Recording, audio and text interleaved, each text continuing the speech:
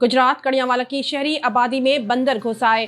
बंदरों ने मुतादिद शहरियों को जख्मी कर दिया, जबकि बंदरों को पकड़ने के लिए ड्रोन कैमरों से निगरानी की जा रही है।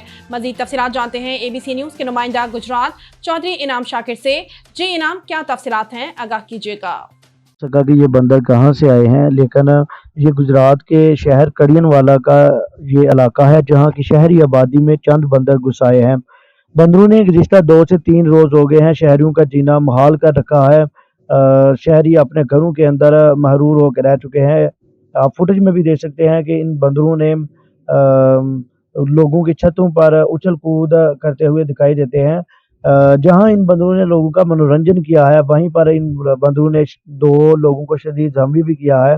तो लेकिन इंतज़ामिया की जानिब से या महकमा वाइल्ड लाइफ की ये नाअहली कह लें कि अभी तक कोई एक्शन नज़र नहीं आया। शहरियों ने अपनी मदद आप के तहत 2 बंदरों को ड्रोन फुटेज के ज़रिए पकड़ कर मार दिया है, जबकि बताया जाता है कि अभी भी शहर के अंदर 5 से 6 बंदर आबादी के अंदर ऐसे ही घूम रहे हैं, जिसकी वजह से शहरों के अंदर खौफ की लहर दौड़ रही है। ये कोई कभी भी किसी वक्त भी किसी भी हादसे का बायस बन सकते हैं। तो इंतज़ामिया अभी तक खामोश तमाशाई बनी हुई है। जी